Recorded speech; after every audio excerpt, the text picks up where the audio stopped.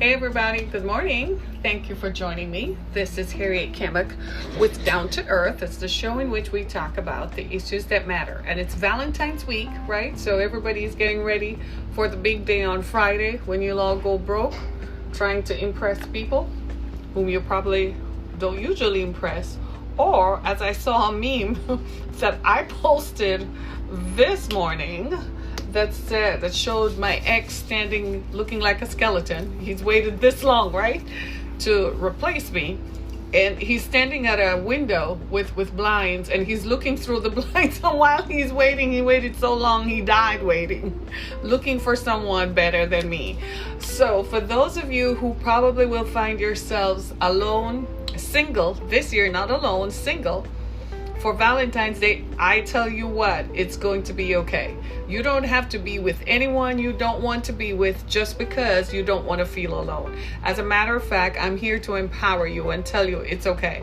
I have spent many Valentines alone, and that's by choice, because I'd rather be alone and happy than to be with someone who makes you miserable, right? Someone who makes you question, you know what, why am I even here? So before they disappear on you, or ghost you, because that's a popular thing. I've heard people say that come the week of Valentine, people just ghost you because they don't want to commit, or they don't want to, you're probably not the one they want to spend Valentine's with. They want to go impress someone else and acquire more people so they have more options, right? Before you go through all that, you don't need all that. Empower yourself. You don't need all that. You quit. Say, I don't have to date you. What am I dating you for? What are the benefits of dating you? We're not going on dates. We're not settling down. So what's the point? So if that is not the case, then what's the point? So you just say, forget it. Ladies and gentlemen, learn to love yourselves. When you start loving yourself more, your need to have someone else love you becomes less. You don't need someone else to love you, to validate you as a human being, or to make your sexual desires or your sexual places, your genitals, feel empowered. No, you don't need that. Trust me, you don't. When you start loving yourself and you value yourself and you tell yourself, I don't need this psychopath, and I don't need this behavior, and I don't need this sociopathic behavior who will likely stalk me after I'm done dating. When you tell yourself you don't need that, then guess what? You are at empowerment, and you find that, guess what? You're happier, because you no longer have to depend on anybody else's stimulus to stimulate you and empower you. And guess what else? You're going to live longer, because you'll spend less time worrying. You won't have heart disease. You won't have stress, high blood pressure, and stresses, because you spend so many years of your life wondering if he will come home. Is he going to call you? Is he going to show up? Guys and girls, it's true. It's true for all of us. So this, as Valentine's Day approach, don't just reach out to someone because you want to feel like you're part of something. I know it's painful to say goodbye, but look what you're saying goodbye to. You're saying goodbye to a feeling and an attachment that you have that the person may not necessarily have about you, right? So if that is you, if that describes you, be empowered. This Valentine's Day, if you feel like it, take yourself out to eat, all by your beautiful, handsome, lonesome self. And if you don't feel like that, pick it up and go home, turn on Netflix, pour yourself a glass of wine, have some chocolate, and sit down and laugh at the rest of us who are having hookups that you're going to regret on Saturday morning, because then they ghost you after Friday, right? And all the heartache that comes the day after and the days after, right? You don't need that. We don't need that. Nobody needs that negativity, right? And if you are lucky enough to have your Valentine feel the same way about you, then my thing is, go out and live your life and love and be loved, right? So if you're lucky enough to have someone who loves you, then for the love of God, go out there and love, right? But as for me, oh well, you already know I'll be celebrating. I'm gonna eat and I'm gonna laugh and I'm gonna live and live some more. Right? And I'm confident that I am loved because I love me, right? So I just thought I'd just stop by and just tell you that as we go into our show today. As you know, Down to Earth is the show that talks about the issues that matter. And we're doing a follow-up on a story we did last fall on homelessness among school children. And what we have found is that this is something that perhaps is going to impact the rest of us. I only have a few minutes. I'm just going to go right into it to kind of bring us to some idea of what is going on among school children in America. I know right now the political climate is such that they're focused on an election that doesn't seem to be representative of the people. The people are hurting. People are without jobs. There have been natural disasters in some states that have compromised students' ability to live somewhere. Parents are unemployed because factories shut down, and so parents don't have a job. They can't pay any rent. Jobs disappeared, or the common thing nowadays is they give you a temporary job for 20 hours, right? So out of which you can't make enough to pay rent, right? So while politicians are busy focused on billions of dollars, can you imagine to someone who is homeless how out of touch that must sound? They don't have it. Right now, there are school children who don't know where they will sleep tonight. There are school children who don't know where they're going to be. And yet you hear politicians talking about how many billions of dollars they're spending on a political campaign, and then they drop out of the race. So you're like, you wasted all that money when you could have donated it to a homeless shelter that is providing services to homeless school children, or you could create programs that provide affordable housing in communities. Can you just imagine to people how that must sound? So I want to put this in perspective for you, because last fall when I examined this, I kid you not, I think it was like in October, it gave me the willies. Like, it made me very, very uncomfortable. And after the show was over, I literally had to go perform some self-care because I could not imagine how that could happen. And especially when I am familiar with why homelessness occurs among school children. I mean, but for the grace of God, I was a single parent for a long time. It could have been me, right? It could have been while I was raising my children, I was a single parent. And it could have been me. So it meant I was very uncomfortable with it. And I must profess that. And so when my producer found this report and said, we need to do a follow-up on the story, I was like, are you kidding me? And I was like, why should we do a follow-up? We just did this in October. Nothing could have changed. To my surprise, it changed. So let me read you some statistics. And this is coming from the National Center for Homelessness in Education. And they are an agency that is funded by the U.S. Department of Education. So they are supposed to provide the Department of Education, the U.S. Department of Education, with the numbers on homelessness. Now, one of the things that I found that totally shocked me, everybody, was it wasn't until 2004, 2005 that they began tracking homeless kids in the country. And that shocked me because I was like, then why weren't you ever doing it before? But more importantly, like, seriously, this really happens? 2004 to 2005 was when they first began tracking homeless students in the country. In 2004 to 2005, guess what? There were 680,000 homeless students in the country. That's still a lot of children. Well, between 2015 and between 2000 up until now, the 2017 to 2018 school year, guess what? That number doubled. There are now 1.5 million homeless students, homeless children in public schools. This is not college. This is public schools. 1.5 million public school children are homeless. Check this out. This is where your mind is going to be blown. 102,000 said they stayed in unsheltered places like abandoned buildings and cars in the 2017 to 2018 school year. 137% increase in the number of students who reportedly stayed in unsheltered places. Are you all listening? Oh, I'm just talking air right here. Somebody's going to listen to this and do something about this. The states with the highest increase, of course, was Texas, and there are some factors that are driving that increase. right? But before we go into the factors that drive homelessness, we really need to ask ourselves, why are students being homeless and why we're not doing anything about it? My own conviction is that I think that we're spending way too much time on political campaigns, and we're not really addressing the issues of the people. I find that the disconnect now is getting too wide. And I know you're all agreeing with me. You're all seeing it now.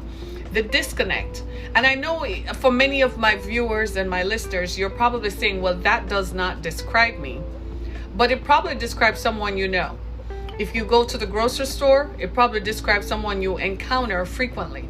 It probably describes someone who works in your organization or works where you work. You might be at the top tier, but there might be people who are earning $14 to $15 an hour at 20 to 25 or 30 hours per week, who simply cannot sustain housing, affordable housing. And that's a whole other issue. The fact that there are not enough affordable housing spaces in the country. It's not just a California problem. It's everywhere in the country. There are just not enough affordable housing. Well, what is affordable housing? Well, look at it this way. The real estate market marks up housing developments and housing structures by more than 1,000%. How in Dickens' name can a house in a neighborhood cost $1 million? And you take that same house, put it in another part of the country, and that same house is barely $100,000. That shows you the disparity in incomes that is impacted by perception more than anything else. It's driven by perception and ego. People in San Francisco, for instance, has a huge housing crisis. There are more homeless people in San Francisco than anywhere else. You know why? Perception. Because of the access to Silicon Valley, because there are so many tech startups, guess what? People just saying, well, I want somewhere to live, so I'll pay whatever it takes, and I can afford to do it. So it reduces what is considered affordable housing that normal people can afford. There are only so many people in the 1%. Let's say there are only so many people in the top 10%. Most people are way, way below. So there are a number of attitudes that are factors when you look at what homelessness is. One of them is employers. People who employ people do not pay people enough. Employers will tell you, I sat with someone last week who told me that it's a heavy burden because the law says if someone works for you for more than 25 hours per week, then you have to pay them benefits. So employers say, well, it's a huge burden. And I look straight at him like, and where is that person supposed to sleep? Do you have a hostel for them to sleep and their families? You're telling me that employing them is a great burden for you to pay them more than $15 an hour, more than 25 hours per week. That is one of the driving factors that drives homelessness. Of course, there's the issue of affordable housing where the cost of a house is exponential in terms of its real value. Like you look at some of these places and you're like, seriously? I remember when I moved from Central Florida to Detroit, and I went into what they considered here in Metro Detroit, nice communities. And I looked at the houses and I'm like, that house is nothing where I come from. The houses that we were paying $700,000 for, they look way better than some of these houses here. And I'm like, this is what, for $400,000? I was shocked. Because again, it's relativity. It's impacted by perception. Right? People like to think that I live in a nice community and it is so exclusive that only people like myself and people like me can live in this community. So we're fast moving to a country that cannot house its people. And I think policymakers are not aware of that. I think policymakers are so focused on fighting the big battles that they're not focused on what made America great in the first place, was the fact that we could house our people. We have become a nation that is fast moving to what I call tent cities. We used to laugh at people in Somalia and Ethiopia and said those nations can't house their people. But you go to San Francisco and guess what you see? Tent cities. You go into some parts of Texas and what are you seeing? People living under bridges, people living in cardboard boxes. Yet we were busy laughing at other countries for not being able to house their people. Because policymakers stopped looking at the big picture, right? They stopped looking at what really mattered, right? Isn't that the truth though? Isn't that true? Yeah, one of my viewers here is responding to me. Isn't that true? Yeah. We stopped looking, the people who initiate and make a public policy, they stopped looking at what matters. And once they stopped paying attention to legislation that would impact. They also took more bribes.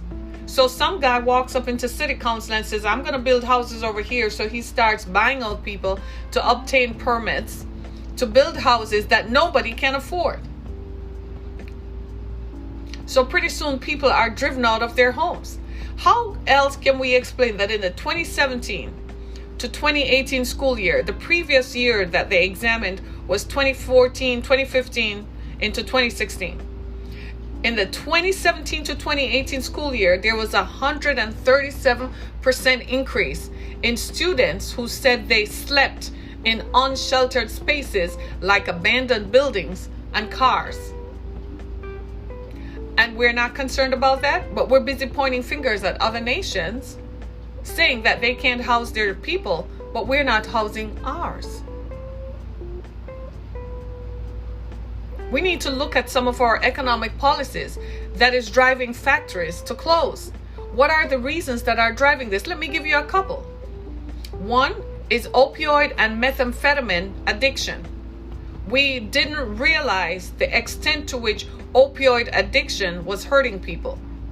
So we looked at the addiction, but we didn't look at the root cause. The root cause is what? The root cause for opioid addiction were people couldn't find work, right? People were depressed. So they went to the doctor to get medication. And before you knew it, they were addicted to prescription drugs and addicted to antidepressants because they couldn't find work. They didn't know how to cope. Factories were closing. In the Rust Belt here in the Midwest, gone. Factories closed. In one small town, Walmart is closing. They said when Walmart leaves that town, the town will be dead. A town of 20,000 people will be dead. Right? Factories closed. Jobs are lost. Do you realize that when someone loses their job, you're firing a human being who is a mother or a father who has a family whom they take care of?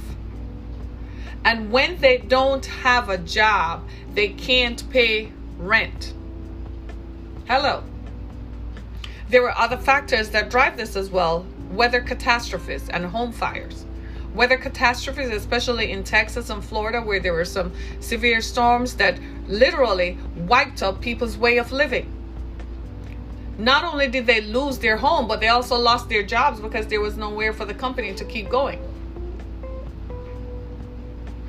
Then there was nothing to replace their home. Affordable housing is gone. Anybody pays home insurance lately? Home insurance rates are astronomical. Wow. I had to take a breath. I had to take a breath, y'all, just to think about it, because the scope of the problem is so huge. Because in the 2017 to 2018 school year, 1.5 million school children were homeless. That's a big deal, isn't it? Isn't that a big deal? I think I shouldn't be the only person who is concerned about this. I think we should all be worried about this. And guess what? This is what is reported. I guarantee you many people do not report. People probably just up and leave the area. Those students could be wandering anywhere. This is what is reported. Remember when we did this back in the fall and we talked about New York homeless, 114,000 students in New York? A city the size of New York, 114,000 is a drop in the bucket. That's just what is reported. That's whom they have provided shelter to. That's not the actual numbers, because most people do not report, right? So and then here's something else that kind of is going to be the knee-jerk reaction that you will have. Most homeless students have a single parent. And you're looking at me like, yeah. Most homeless students have a single parent. You see how important it is to have two parents, to have two incomes that help to keep the family together? Guys, I think all of us, guys and gals, all of us. So when I say guys, it's unisex. So don't think it's just you guys, just male, right? I think we all need to start really examining ourselves and start holding our own selves accountable. If you're going to have sex with someone, chances are you can make that person pregnant, or ladies, you can get pregnant. Think about it. And if you're going to have a child, it's 18 years. Where is that child going to live? I have two children, they're 10 years apart. You know, one of the questions that question drove me for a long time. I kept my legs closed. I was like, this ain't gonna be me. Because you have to think about that. I think a lot of us just engage, especially as it comes to Valentine's Day now. Oh my God. You know what's gonna happen after Valentine's? It's February. March, April, May, June, July, August, September, October, November. Come late November to early December, what's gonna happen? What's gonna happen? A lot of babies. A lot of babies. That's what's gonna happen, right? Because we have random hookups. Let me see. Today, the UK government almost proudly announced the introduction of hygiene banks, where they now want people to donate toothbrushes for children alongside sanitation for young girls. Wow. We do a similar thing here where some of the programs that we do, we collect hygiene products and donate it. But we used to donate it to women and children in shelters as a result of abuse and neglect. But now, with homelessness the way it is, it's a global problem because the people who build houses are globally greedy. There just seems to be this global greed where everybody just wants to live this high life. And I can't say that I blame social media for this. I really can't. I can't say that it's Instagram's fault, that people want to be big pimping and profiling, right? And so they're going to live how they want to live. I can't really say that. But what I can say is that collectively we have to pay some attention, because the politicians, they don't care. You got to understand, did you see that report on one of the news channels this week? What politicians live in, how much they paid for their home, and how much it's now valued at? You really think they care about some little person who earns $10 an hour for 20 hours per week and can't pay their bills? A friend of, somebody I know, one of my proteges, she's a lawyer now. She posted something on my Facebook page this morning, and it says, millennials now have outnumbered living baby boomers. So guess who will be voting this fall? Millennials. It's looking like, that's all I'm gonna say. We used to donate to sleeping shelters, but this is a new one. I'm unsettled by the metropolitan elite. You and I both. They seem to, I saw this in the UK. I was watching a program from the UK and I said, wow, the housing problem is the same here. They seem to be building houses that only a certain group of people can afford. They're building houses that cost $750,000 and upwards. Nobody is building affordable housing that costs less than $200,000. Are you hearing me? Houses that people can actually in real time afford. I'm not talking about $700,000. And frankly, I'm going to be honest with you all, it's all ridiculous. If you're earning $200,000 a year and you're going to pay mortgage on $700,000 a year, doesn't that sound ridiculous to you? How are you ever going to save?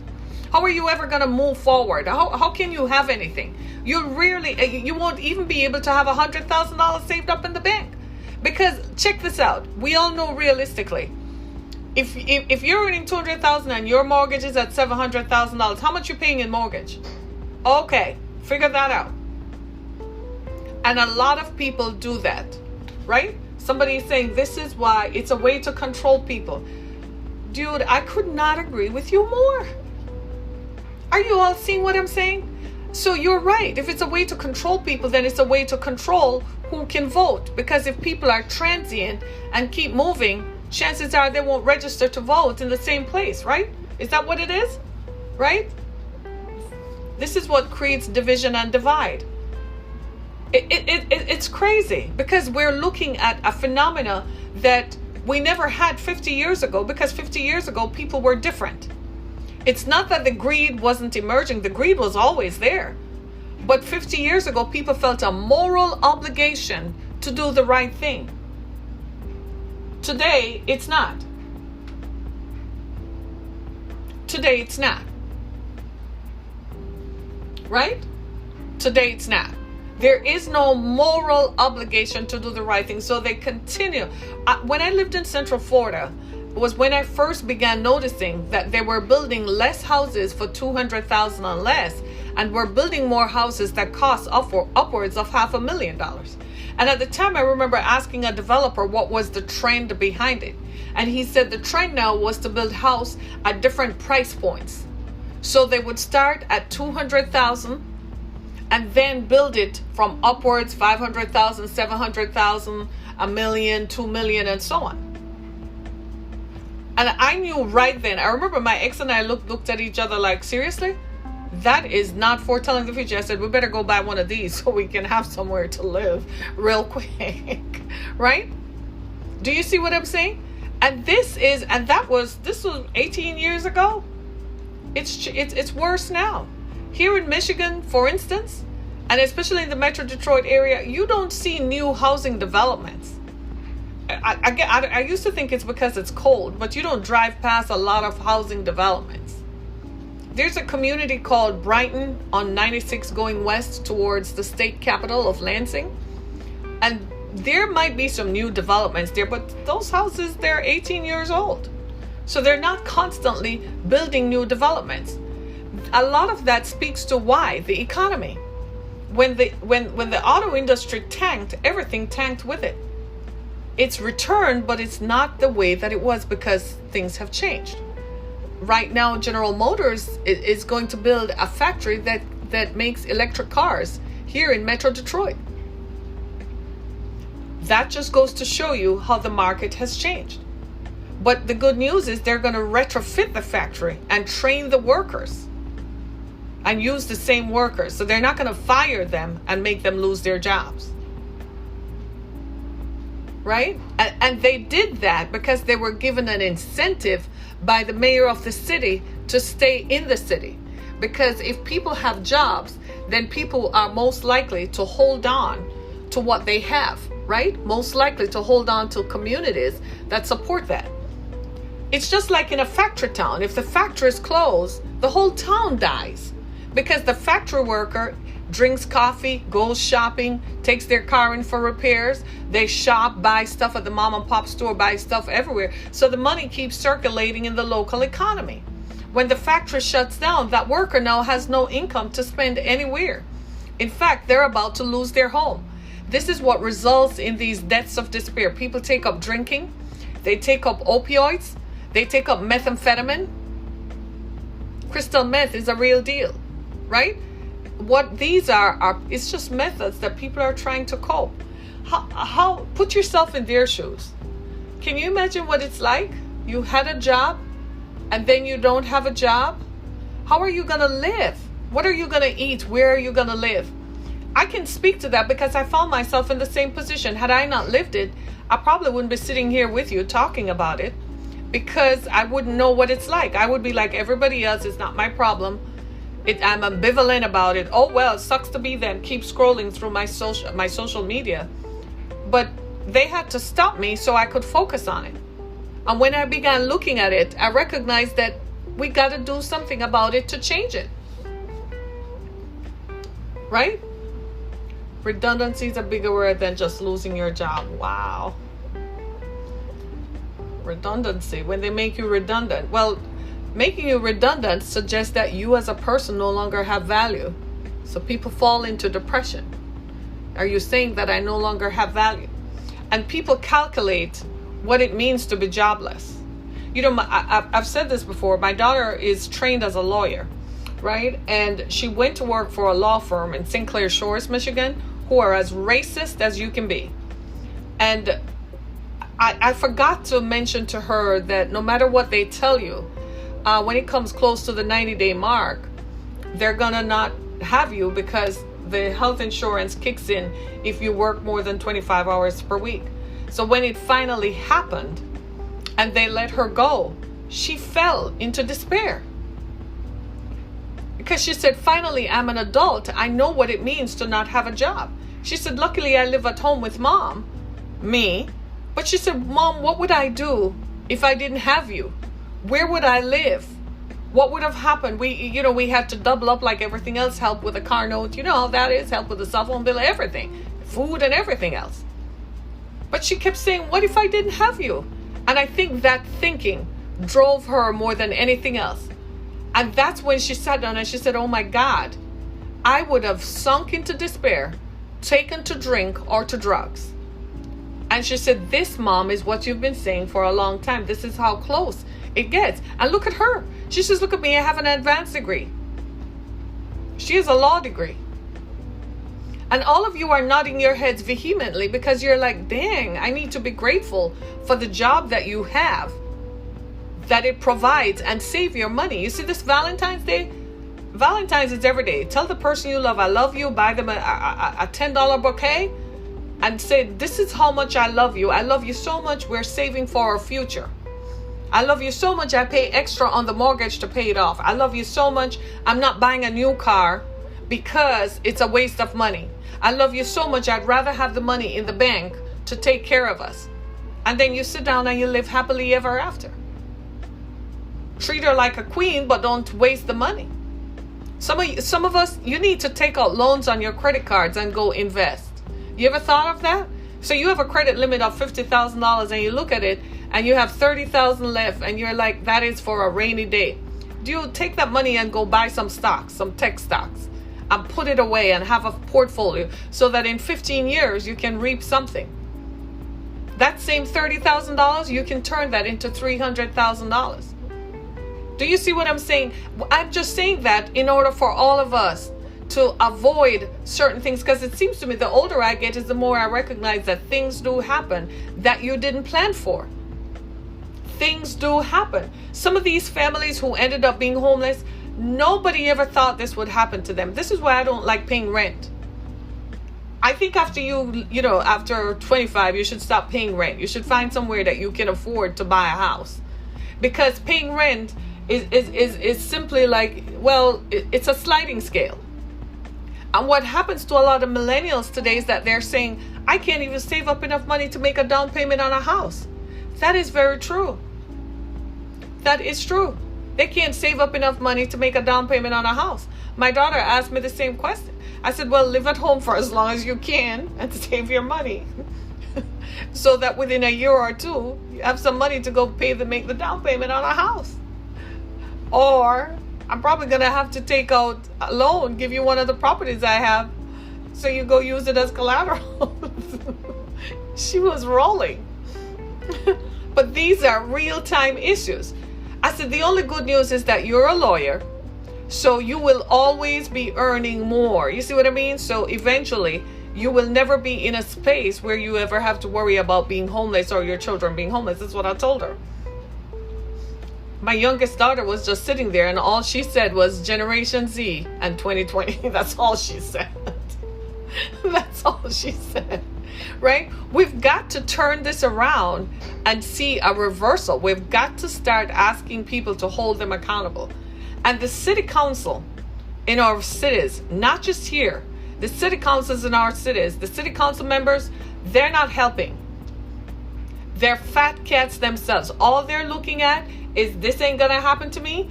I keep being elected every year. I earn 6 figures, and this is not my problem. This is for those people. This is not my issue. And as long as we all continue to think like that, guess what? We're gonna have issues. This is an issue. The biggest issue that we're facing is what is called affordable housing. That is what is driving this homelessness. People can't afford to live anywhere. People can't afford to buy a house. or to live somewhere that is affordable. Why are you paying $950 a month in rent? $1,200 a month in rent for a 2-bedroom apartment. That is the craziest thing I've ever heard. So by the time you pay that in rent, how can you live? How are you going to have anything to ever save to make the deposit on a house? Are you seeing what I'm saying? So this question of homelessness comes back to affordable housing. And as long as we're not, as a society, recognizing that we need to ensure that we are taking care of our people by providing affordable housing, this is not going to stop. It's not going to stop. So let me give you some numbers and then we're out of here. Between 2017 and 2018, there was an increase of 137% in students who described themselves as living in unsheltered spaces like abandoned buildings and cars. The factors that drive homelessness. There are 1.5 million public school students who experienced homelessness in the 2017 to 2018 school year. This does not include students in private schools. They didn't count those numbers. And by the way, just to make this clear, this is what is reported. Affordable housing is a nationwide problem. Housing instability is associated with developmental delays in children. We can all see that, right? That's easy to see. What are the factors that are driving this homelessness? In Texas and Florida, so it varies by community. In Texas and Florida, it was driven by weather phenomena, weather catastrophes. In other states, it's driven by closing off a factory, right? Most homeless students have a single parent. The opioid and meth crises has created that. Factories closing, and of course, abuse and neglect, right? Spaces where children are abused physically and they can't stay at home. Children who have sexual identity issues and who are thrown out of their homes by parents. You can't live in my house if you want to be gay, kind of thing. And you send your child out to be trafficked. That's literally what you're doing. Crazy stuff. The biggest problem that is driving this is lack of affordable housing. And this is not a California issue. This is a nationwide problem right across the spectrum. A lot of housing developers are greedy. They go into neighborhoods and snatch up property for $5,000. And then they put a $500,000 house on said property. And nobody in the neighborhood can afford to buy that. Even here in Detroit, we saw recently where the report in the Detroit News suggested that the city of Detroit overtaxed black homeowners by $600 million. I just need somebody to hear that crap. $600 million. Where did that excess money go to? So people were literally driven out of their homes because their houses went into tax foreclosure. And the mayor is denying any kind of responsibility or culpability to it. I am just saying, ladies and gentlemen, we got a problem. Students who are in school should not be homeless. And that is driven by factors like people don't want to work, pay people to work. They want the job done, but they would rather hire someone every 90 days than keep someone longer than 90 days. Because if they keep them longer than 90 days, they're going to have to pay health insurance. Employers don't want to do that. They want to collect money so everybody can be a billionaire and be on the cover of Forbes magazine. And be on Instagram calling themselves the next billionaire. We've become so morally decentered and so morally corrupt that we don't even know ourselves anymore. We don't care for others. We're not philanthropic. We don't look for the good in others or try to do as much good with what we have.